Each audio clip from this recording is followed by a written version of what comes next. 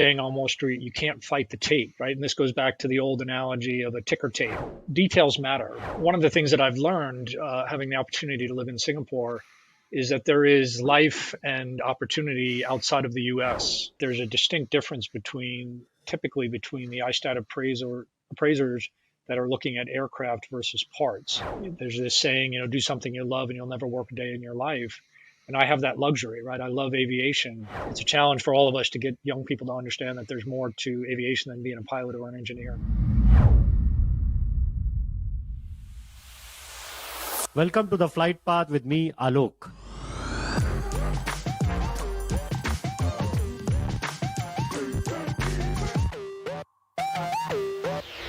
I'm going to start with a small story, to introduce Hank.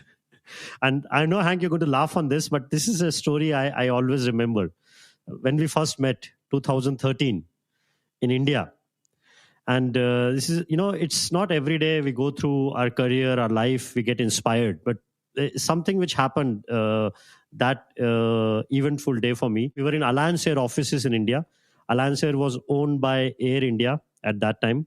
Now Air India is sold. They have been in news for good and bad reasons lately. And Alliance Air is still owned by the government of India. I'm sure Hank remembers Air India very well. And what I saw that day, we were trying to negotiate lease of some airplanes. And two gentlemen who had come in all the way from Miami. It was my actually very first time being in their presence, meeting them, being in the same room, seeing a lease negotiation happening. It went on for the whole day. And, I thought sometime maybe it's a difficult deal. It won't work through. It won't happen. But I saw firsthand what a good negotiation is, a good salesmanship and how to get deals across. For me, as being an aviation entrepreneur, it was a great learning experience. And if I have to just capture it in one line, my favorite line from that day, which I will say, is that if the door is closed, open the window. And if the window is closed, make a hole in the wall. And if that is closed, come through the ceiling. And it gives me great pleasure to, welcome for this very first episode of the Flight Path with me, Alok, my dear friend, Mr. Hank Gibson, the president of Regional 1, who was there with me that day. Hank, I'm sure you remember this story well. Welcome to the show. Yes, of course. Thank you, Luke. Appreciate that memory. And certainly that is the start of our long personal and professional relationship. So I remember that story vividly. Always enjoy going to India, but I certainly remember that negotiation and meeting you like yesterday. Yeah, it was fun. I still laugh about it, man. It was fun. If you can maybe tell me a little bit about your early career. I know that you were in Wall Street earlier, then you move on to Volvo Air Services, and then now you are in Regional 1 for last many years. If you can tell us a little bit, about your career, a bit about your career growth, where you started, what was your early days like, and what got you into aviation from Wall Street. That is, I think, a very interesting bit. Yeah, thank you, Alok. Yeah, it's an interesting story. And, I've had the opportunity to meet a lot of young people as we started an initiative at Region 1 called Region 1 University, and trying to get young people to keep an open mind. A lot of young people think they want to be a doctor or a lawyer or do certain things. And in some cases that holds true. But I think I'm living proof of keeping an open mind and letting, life's journey take you down a path of opportunity. My dream as a college student was to work on Wall Street. And when I graduated with a degree in finance, I did, in fact, go to work on Wall Street for a number of years. And I enjoyed the enthusiasm of the trading. And every day the bell rings and there's a new opportunity and, the bell closes at the end of the day. And it's just an exhilarating experience. And I think the collaboration of people, technology, and data really resonated with me.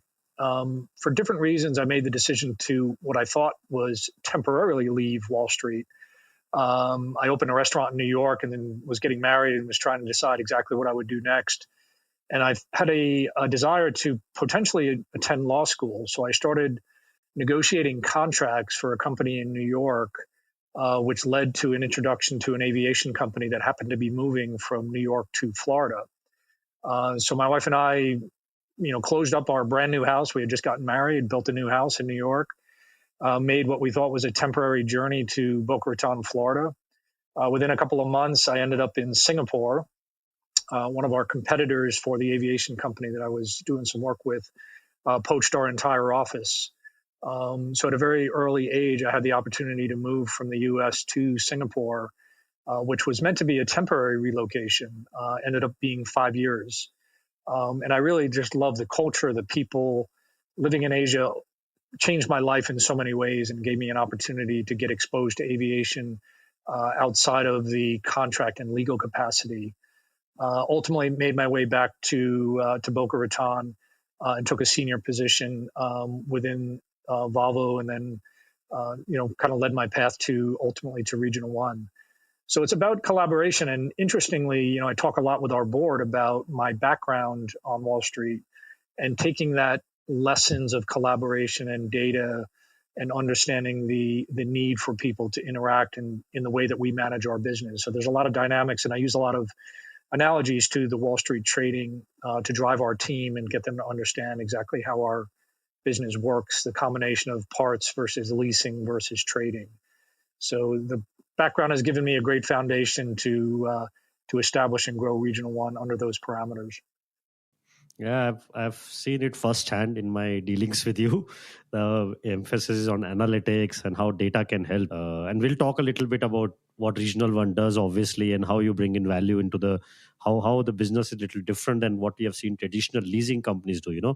But there is another aspect which I want to highlight on, with your permission, which is here's the thing. You and I speak a lot on calls every now and then, and a lot of times we have had these early morning calls with you. Early morning for you, 3:30, 4 o'clock. And for those of the people who are listening, maybe who don't know, when I've had those calls with Hank and I've asked you, Hank, what are you doing? And he's actually in the kitchen sometimes packing lunch or packing breakfast for his kids. Or maybe, I think I'm talking about a few years back. You remember that? You were in the kitchen preparing food. And I was like, wow, this is like, I mean, from where I come from, I try and do that now, but I must admit part of it is because I've seen, or I've firsthand had the experience of when you are one of those people whom I'm inspired from, and it'll be great to know what role family plays in your life, because I'm sure it is a central role there, and it will be great to know your thoughts on that. Yeah, it's interesting, Alok. You go through life, and one of the things that I've learned having the opportunity to live in Singapore is that there is life and opportunity outside of the U.S., right? And there's different cultures, different time zones.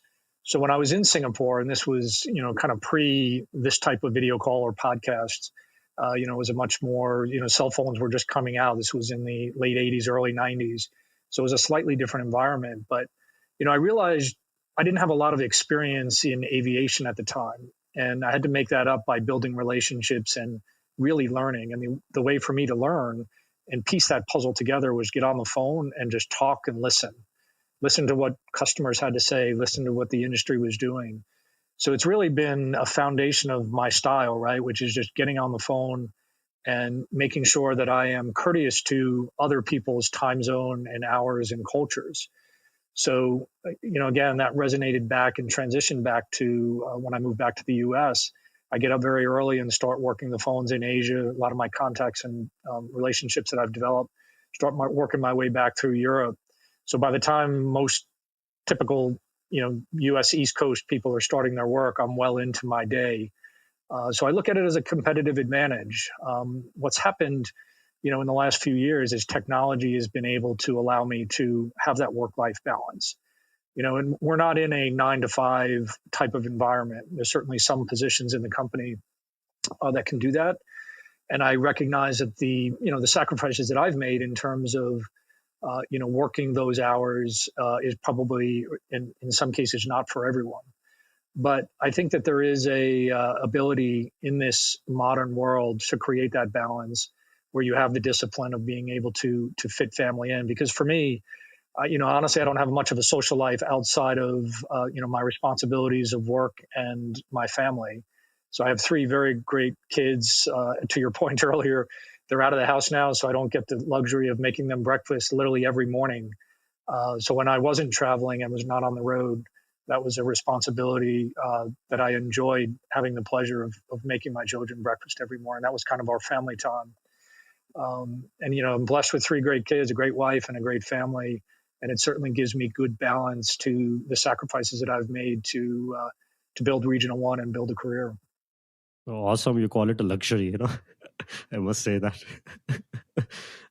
That's true. And I wonder too, in our line of work, if there is something called a work-life balance. But you're right, technology has enabled it to a large extent, and possibly it has been accelerated since the pandemic hit.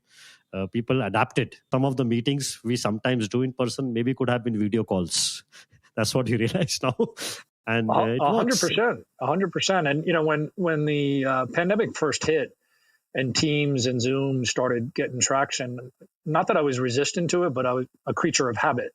So I, intuitively would just pick up the phone and talk to people, or I would dial into a video conference and just be on audio. And once I got comfortable with it, like this call where I can see you, it's not the same as being face to face, and not the same of being in each other's presence, but it's pretty effective, right? And we've had a difficulty in getting other people to embrace it. And this is kind of a new initiative for me at Regional One. We've just shifted our trading floor a little further north of Miami and consolidating a couple of offices. But I think whether you're in Nashville, Tennessee, or Bangalore, getting on a video call is not the same, but it's pretty good, right? And we're trying to get people to break the habit that I had to break, which was not just rely on audio, but get on the phone and see people's body language and their facial expressions and emotions in a way that you can't on an audio call. Yeah. Okay. What I'm going to do is I'm going to move on a little bit to talk about Regional One here. And obviously, you're the best person to tell us about what Regional One does and what is their business. But just to open as an intro for that, Regional One is an aircraft lessor. They deal in regional jets. They're also a very active parts trader, and they provide end-to-end solutions to their customers worldwide on that. But Hank, it'll be great to know from you a little bit more, because I have a few follow-up questions, as you can imagine, on that. Yeah, no, you did a great job introducing Regional One, but I'll add a little more color. We are, typically focused on the 50, 70, 90 seat turboprop and regional jet market.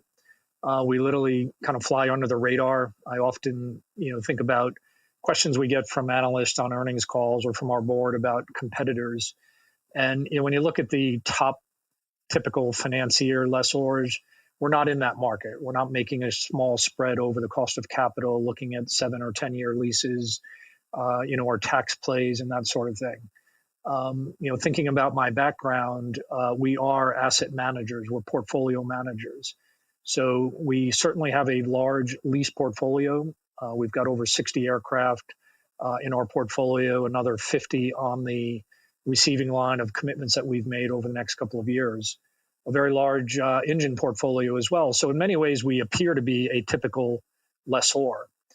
But in fact, we are more of an asset manager. I meet with my team every Wednesday. We go through our entire fleet. It's very dynamic. We're trading, buying, selling, moving engines, extending the life of assets, really managing the interface with our customers and the maximization of value in our portfolio, while at the same time trying to avoid expensive shop visits or expensive maintenance visits. So we have three primary revenue sources: parts, leasing, and trading. Over the course of a typical cycle, whether that's a month, a quarter, or a year, there is some choppiness to it, but interestingly, it generally becomes a third. So obviously, if we have a reduction in parts required for a certain product line to tear down, we'll accelerate the tear down of an aircraft and put that in the parts revenue to keep that kind of balance of how we're generating revenue and managing our portfolio in that way. So again, we talked recently about the ISTAT conference coming up. There'll be a lot of typical banks and lessors there. And then there'll be Regional One, flying under the radar, looking for opportunities to buy and looking for opportunities to maximize our portfolio. But we're a little unique to a typical lessor. I remember you telling me that sometimes you said, Alok, we buy airplanes or we buy assets and we don't even take delivery and we trade them and we make returns on them. That's our business. And that, it'll be great to draw an analogy that sounds like stock trading. to a certain extent, right? So I just wonder if that is the business model as such, or is that something which you brought into the business as a value from your background? Yeah, it's an interesting observation, right? And to kind of go back to some of the analogies to Wall Street. There's an old saying on Wall Street: you can't fight the tape, right? And this goes back to the old analogy of a ticker tape, right? The trend of what's happening in the market, you can't fight it, right? If there's more buyers than sellers, prices are going up. If there's more sellers than buyers, prices are going down. Like, no individual or no market maker can really buck that trend, right? Generally speaking, you can't fight the tape. So I use that analogy when we buy assets, right? And I'll use the most recent one. We made a commitment to buy 57 ERJ 140s from American Airlines. And we're taking roughly 3 to 5 aircraft a month over the next several quarters.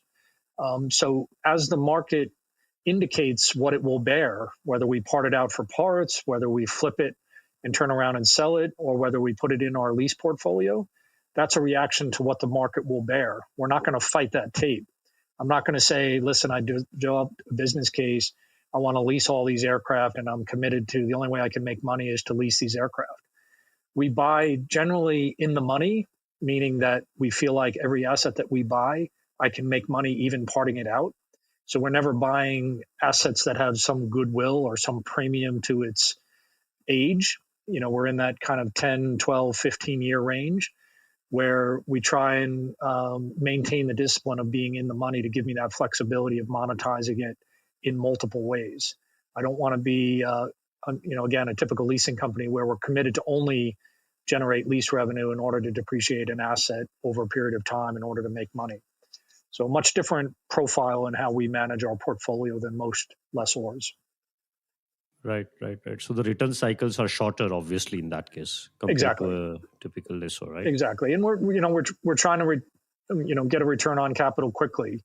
Now we do have a portion of our portfolio that we've developed over the last few years, where we've brought in financial partners that want to be in the longer term investment space and use the expertise of Regional One in order to do that. So we've developed a complement to our typical asset base, where we'll put in somewhere between 5 and 20% of equity with a larger investor in a newer asset on longer term leases, and we'll manage that for a fee and then ultimately manage the asset at the end of that life cycle. So that's a complementary business that Regional One has developed over the last couple of years. As a business has evolved, Regional One, you have been there for almost a decade now with Regional One, right? Or maybe longer, I think, right? And, one of the things we talk about sometimes and is about how things have changed or how it's not in terms of just people, but the industry, right? And there is this pandemic which happened, and that made a big shift to the whole industry. But maybe we'll come to that in a few minutes. But before that, generally, what on a trend basis, what have you seen in terms of how the business has evolved from where Regional One was, or the industry rather, not necessarily just about Regional One, but from an industry perspective, as an industry participant, what do you see? How things have evolved or changed? And then maybe a little bit insights from you on where do you see this heading? The whole trend in the market on the trading side, parts side, because it ties into a lot of other areas, as you know. Yeah, it's an interesting question, Luke. Right? Like, obviously, there's been an evolution, like there always is, a maturity of certain businesses. With that comes competition, right? You get on the radar. One of the reasons why we don't, as you know, do a lot of press releases, right, is we just bring attention to ourselves in things that we're doing. So we generally try to, but whether it's, portfolio management, records management, data, technology, all of these tools continue to evolve. I think where some people get lost is their inability to adjust to that technology. And I'm a big believer in data. I think at the end of the day, everything that happens in terms of demand can be boiled down to a data point. And if you understand the data and accumulate enough data, you can start using that, outside of just the general trading and the buy sell of parts, for example. Can I stop you there? Sorry to interrupt you. It'll be great, if you can illustrate that with an example to us. There are two threads here. You did mention in the very beginning when we started speaking about the for example, the technology we are using now to talk, and you said people resist that. So there is a change management angle there, obviously. But that, and then the other piece is where you're talking about how you feel that data can be better utilized, or data can drive it. This is, we hear that all the time. In God we trust, everyone else brings data. I think that is what you're trying to say. But I would love to get a little illustration from you, an example, a real life example of how you told us about the trading of the assets. That'd be great to know how you feel the data has added value. Yeah, I think in this industry, Luke, I think if you look at the barriers of entry to get into the parts business, for example, is really minimal, right? It's a self-regulated industry regarding the distribution of surplus spares. So, we have large competitors, that are public companies, all the way down to one or two man businesses, littered around South Florida. They're all just kind of making a market in parts. And a lot of that is based on an individual that has personal knowledge of experience relative to a certain product line. So as businesses grow, and we went through this at Volvo, you have a series of individuals, all with their Excel spreadsheets, all specialists in a certain product line. And as a company, and as the president of Regional One, I never wanted to be victimized by having an individual or a specific person that's either managing our data, owning that data, or that's the only person getting the benefit of that data. So in order to scale this business, and in order to take out some of that, potential misinterpretation of data points, we developed a proprietary system at Regional One. And this methodology was a foundation of what I ultimately started at Volvo. But the advancement of technology has been able to bring it to life, both dynamically and in the way that the data is managed, where any data we get, whether it's supply demand data, pricing data, mean time between removal, repair cost, we're literally pouring that into our system, Nava, and allowing it to give us guidelines and give salespeople guidelines. Because if the phone rings and a salesperson picks it up and they go into Quantum, which is our ERP system, they have to make a series of decisions very quickly. When was the last time I sold it? Did I quote it but not sell it? How many do I have in stock? So they have to go through that waterfall of 20 questions. And what we learned is through that process is there was a lot of inconsistencies from individual to individual of what they might come to a conclusion of what that price should be sold. And what we've tried to do is use data to be able to allow that to happen a little bit more consistently and not be vulnerable to an Excel spreadsheet or an individual's ownership of that. And surprisingly enough, even though data has come a long way, there's people that look at me like I'm crazy, right? No, everyone manages it, in Excel, or everyone has a product line person that they have to rely on or depend on. And for me, in order to grow the business and in order to get the best benefit of that data, it has to be kind of an open system for all of our people to use. That was great. What you just shared on this, because as I was saying earlier, technology, there's a second thread for me, which is, for me, it is very close to my heart, as you know. But interestingly enough, as the leader of the group, of the company, what has been your biggest challenge when deploying technology? I don't want to hazard the guess, but I think one of the challenges, possibly, maybe not the top one, but maybe one of the challenges is always change management, which you alluded to earlier. How to get people to use it, whatever technology you're using, but how to get people to get on board, because people are set in their habits. It's human nature, to continue to work with what you're comfortable with. And so how have you handled that? How have you, apart from just saying, do it else? And I know that doesn't work always. So how have you managed to overcome that challenge? Or how are you still overcoming it? Maybe? Yeah, I think that's an important characterization, right? Because I think it is a perpetual process. Change management is difficult. I think back, the customer management system, the CMS that they use, or Salesforce, right? In this industry is very difficult. Volvo spent a lot of money implementing an SAP system that ultimately failed because salespeople felt threatened by giving up information regarding their customers. And in the aftermarket and in the space that we're in, right? We don't manufacture anything. So everything that we do, every part is very unique. The trace, the paperwork, the history, the operating environment. And the relationships that salespeople have, that's their lifeline to their career, right? So we at Volvo, we actually failed in getting people to use it. And as a leader, you're often challenged with, the outcome of forcing a rainmaker to use a CMS system at the risk of him leaving the company, right? So at the end of the day, you say, what have I won? I've lost one of my great performers, one of my great producers, because I had a policy that we insisted on people using this technology. If I look at Regional One, the data management has been difficult because a lot of people want to retain that knowledge in their head about certain part numbers, or they've been doing this for 20 years in Excel and they don't understand why you can't just continue to do Excel. And it is a very difficult challenge. And for me, in my position as we've continued to grow the business, it is very challenging. And when we recruit people from other lessors, particularly more traditional lessors, they often find it very awkward at Regional One because we do things differently. We move very quickly.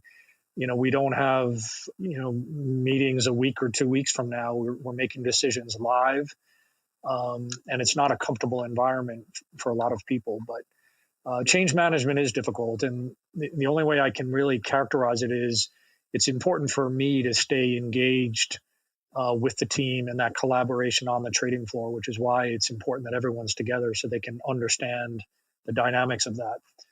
That's something that's very difficult to do in a remote environment. Fair enough. I think you have told us as much as you can. So, and you mentioned that business is different than a traditional lessor. Yes, it is definitely for you. It is different. And I think one of the what Regional One does is they buy airplanes. Let us say an airplane which is having a 3-year lease remaining, and it's old enough to be a candidate for a part out, a disassembly of the aircraft, and then harvesting the parts, right?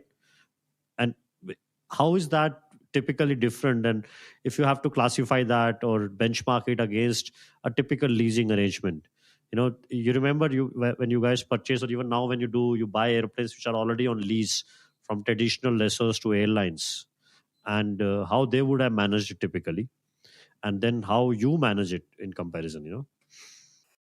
Yeah, so you go back to the Alliance transaction that introduced us, Alok. That was a classic arbitrage of negotiating. So we bought the 4 different aircraft from 4 different lessors that had aircraft on lease to Alliance. And in each case, we negotiated compensation in lieu of redelivery, right? Because again, there's a benefit to both parties in this case, right? For Alliance to go through a very long and expensive redelivery process on those aircraft to meet the redelivery conditions. For us, it's more advantageous for us to accept compensation in lieu of those delivery conditions.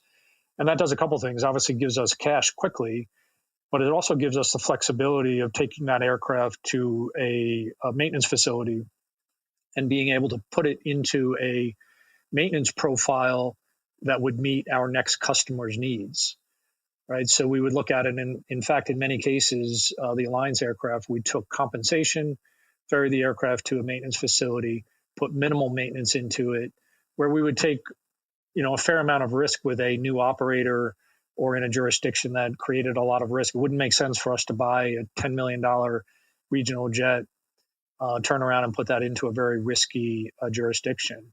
So by taking that redelivery compensation, we take it well below the kind of in the money threshold of being able to say, okay, here, if I can't find a lessee, then I can go ahead and part it out, take the engines, put the engines in a lease portfolio, lease the engines for a couple of years, and monetize the assets in a different way.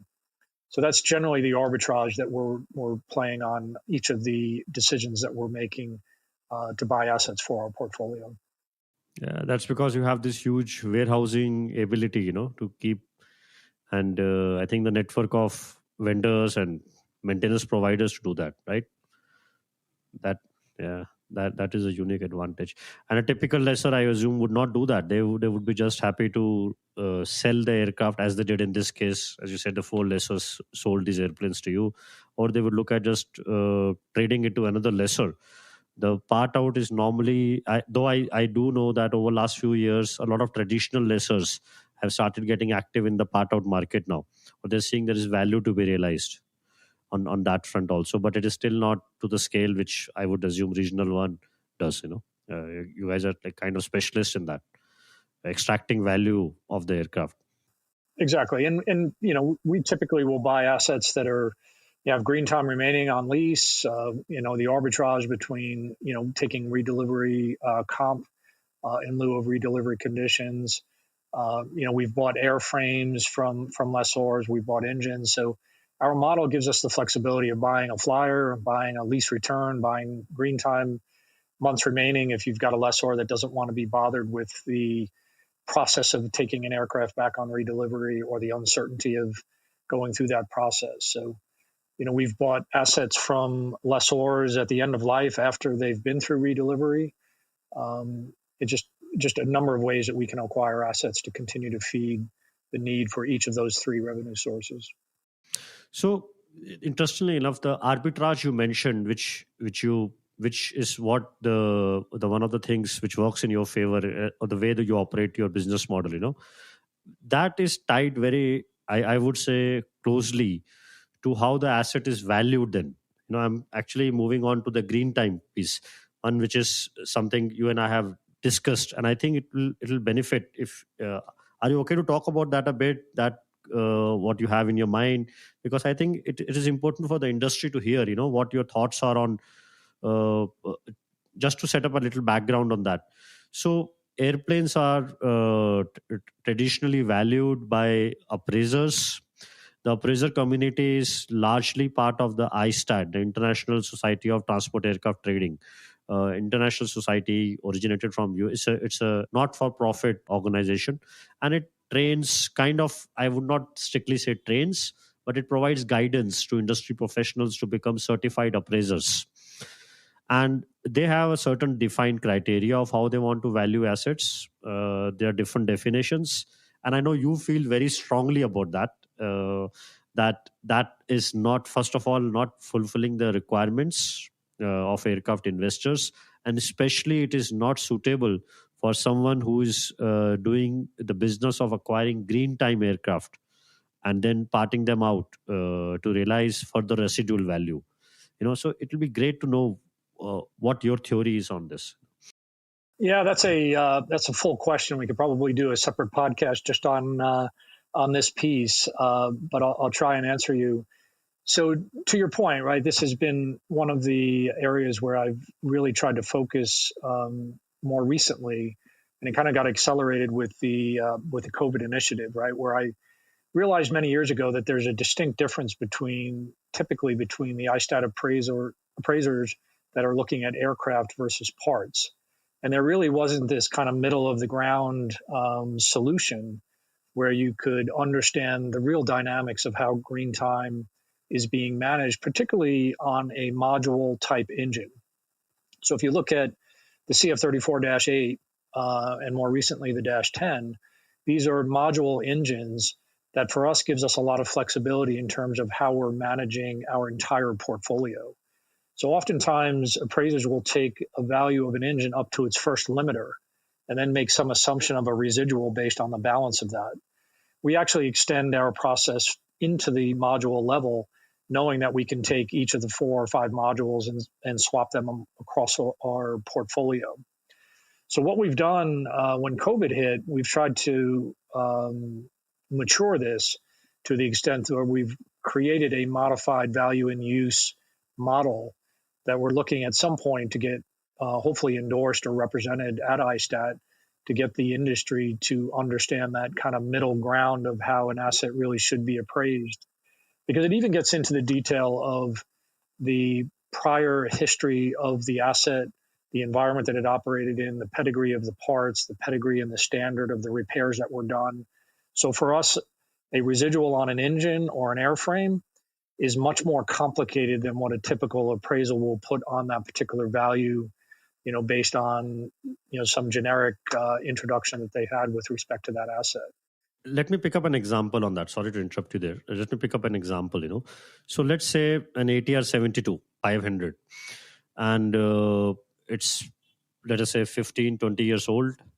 I would say typically it will have from a classical appraiser methodology, it will have a value of around 2.5 million, depending on, I know, the engines, the life remaining, the LLPs.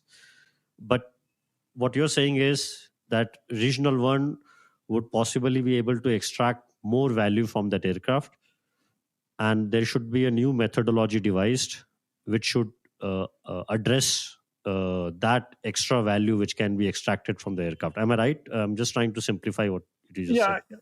Yeah, I think you're on the right path, Luke. I think in this case, using your example there, for us, the real value is dependent upon the history of that particular aircraft, right? Where it operated, what the pedigree of the service bulletins, all of the details that went into that aircraft, the last time it had a shop visit, the extent of that shop visit, what kind of parts were used. Like the details matter, right? To a very large extent. And what I have seen typically is that most appraisals that are done are more generic. It's more based on a blue book value or an industry trend or some high level macro valuation metric. And honestly, in some ways, I wonder if the industry really demands as much as I'd like it to get a proper appraisal done, because typically these are used for purposes of financing and other reasons, and a more generic appraisal may suit their needs more than I'd like. But I do think that details matter.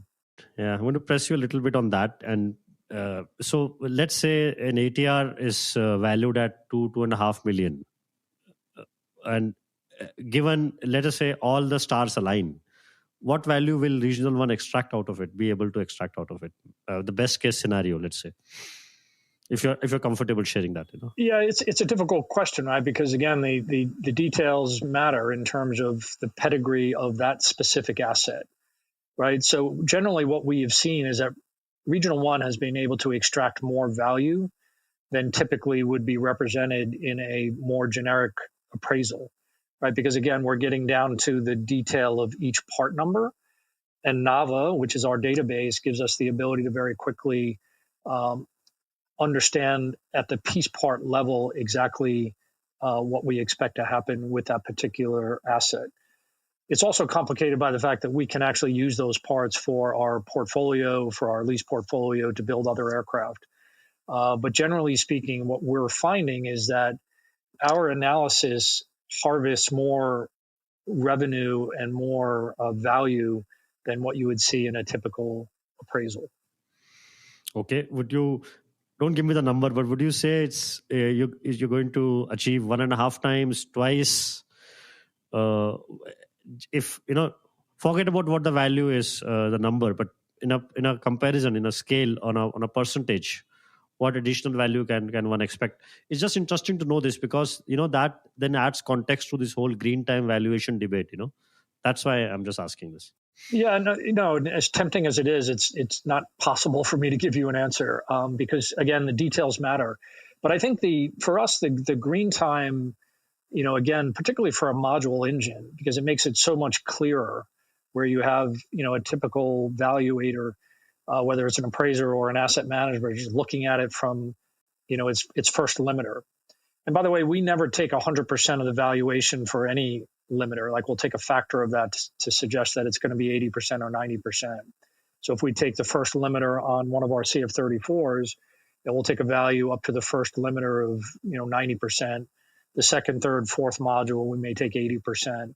And that factor that we use in our methodology is largely dependent upon the details of where that engine operated, when its last shop visit was, and the experience of knowing the likelihood of getting 80, 90, or 100% from that particular module. So again, details matter. Take the ATR example, the prop blades, right? The life of the prop blades, the number of ovals they had, all of that is going to play a significant factor in what that $2.5 million number would be in Regional One's view. Will that apply to something like a CRJ as well? Everything. There's very few exceptions where the details don't matter. I have a few friends over there in Embraer, and I'm sure they would be very interested to know this too. I know we have a few more minutes left. I know you're busy. I'm not going to take too much time, but maybe a couple of more questions. One is, about and not going into any of the cliches about the challenges we all had. And I use cliche with all respect that it has been heard so many times now. The pandemic, the problems we all had, and especially the aviation industry had in general. But if like for in my case, yesterday was when I was in a meeting with my board. One of the topics of discussion was the impact of the pandemic. How we are seeing in our case customer behavior is evolving, and it is, in my opinion, a long lasting change which will have an impact. So in your case specifically, like Regional One, have you noticed anything which is a pivot from pre-COVID to post-COVID, or pre-pandemic to post-pandemic, which you think is worth noting? Yeah, as we discussed earlier, Luke, the irony of I had a board meeting yesterday as well. And one of the points that I made to our board was, there's a lot of talk in the industry, and we've had a lot of talk at our prior board meetings about the impact of COVID to the industry and to our customers and that sort of thing. And what we talk less about is the COVID impact to Regional One internally, right? And I think had been a trend, obviously, for people to work from home for safety reasons and the uncertainty as to what the pandemic meant and what would be the outcome. And it's been difficult and challenging to get people to understand that was, from my perspective, in the environment at Regional One, that was a temporary measure. It's not sustainable, right? Like there are some industries and some jobs and some capacity there you can work from home. And certainly at Regional One, we give our employees that flexibility of having that ability to work from home when they need to or when it makes sense. But at the end of the day, our business model is based on collaboration and information. And if you think about, any stereotypical Wall Street trading environment, that's what Regional One is, right? It's the open outcry, it's understanding information, it's being able to make decisions very quickly. So for us, the biggest challenge that I've had is convincing our employees that there is a difference in that collaboration. There is a difference in communication and being together. And it's not that I don't want people to work from home. It's just that if that is a requirement for whatever reason, it just doesn't work in our industry and the way that Regional One is structured. So human resource challenge is the biggest shift you're seeing. Not 100%. Yeah, 100%. Yeah, that's universal problem kind of. You're right. Yeah, honestly, for us, COVID gave us an opportunity to acquire some great assets. We had a situation where there was, certain customers and airlines that transitioned out of certain fleet types, consolidated their fleet types, which gave us the opportunity to buy. We did 3 very specific transactions during COVID with the support of our board. And we did quite well on them, being able to, buy low, sell high, right? Again, that, Wall Street analogy. So COVID in that way, we certainly had some challenges. We had a number of customers that parked aircraft and didn't pay their lease payments. Like most lessors, we were patient and worked through it. We didn't rush to foreclose and repossess aircraft. And in some ways, we're still working through the consequences of that piece. But the industry has recovered, with the exception of the pilot shortage and maintenance backlogs and supply chain issues, right? The general flying public is returned to some normal stage now, and we just need to be prepared to take advantage of that. And for Regional One to thrive, we need the collaboration of people. We need people to understand the necessity to work together and create that collaborative environment. That's been a challenge. Right. And if I can just ask one last question, let us say someone starting their career now and a lot of the next or next to next generation, I'm hoping we will be able to reach to them through this podcast, the Flightpath, and I'm hoping that they will listen to it and they'll get inspired, obviously. But if you have one message to give to the next generation coming into this industry, aircraft leasing, financing, aviation, and I'm not talking about the class in the classic aviation sense of airlines, but this piece, which you and I work in. What is one piece of advice you would like to give them, so that they can start on the right note and grow in their career? Yeah, it's a great question, Alok. As I alluded to earlier, right, I've spent a lot of time just because of my background and never in a million years expecting that I would be in aviation. So when I meet young people, and I've started Regional One University, we've started internship programs working with the local universities here, and it's a bit of a challenge, right? Because they show up thinking they want to be a pilot or an engineer. There's a lot of they just don't understand that you could be a finance modeling person. You could be a repair facilitator. There's so many aspects of our industry that they haven't been exposed to. And one of the messages that I try and give young people is to keep an open mind.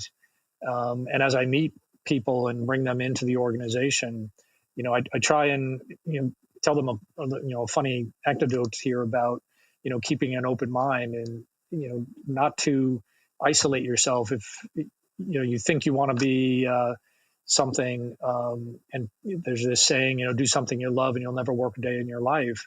And I have that luxury, right? I love aviation, but if I hadn't been exposed to it at the age of 25, I would have thought, okay, here what I love is working on Wall Street. So I would have spent the rest of my life working on Wall Street and probably enjoyed it. But what Wall Street couldn't give me was the ability to work internationally and meet people like yourself that have become, not only important business partners, but, personal friends. So the ability to use aviation in that dynamic way internationally, it's a great industry, and it's a challenge for all of us to get young people to understand that there's more to aviation than being a pilot or an engineer.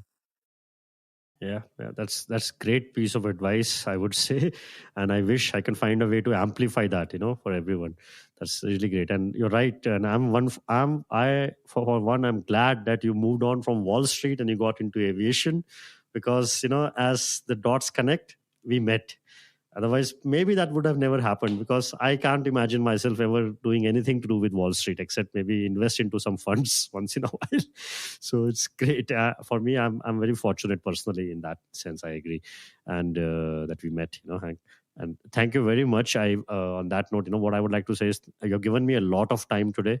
Thank you very much for making time morning. I think it was morning 9 a.m. when we started in Miami. Great. Thank you very, very much again for your time. And it was great. It was just amazing to... Is there any message you have? Anything else you want to say? No, I just concluded by saying thank you, Alok. I appreciate it. It's been enjoyable to do this podcast. This is first for me.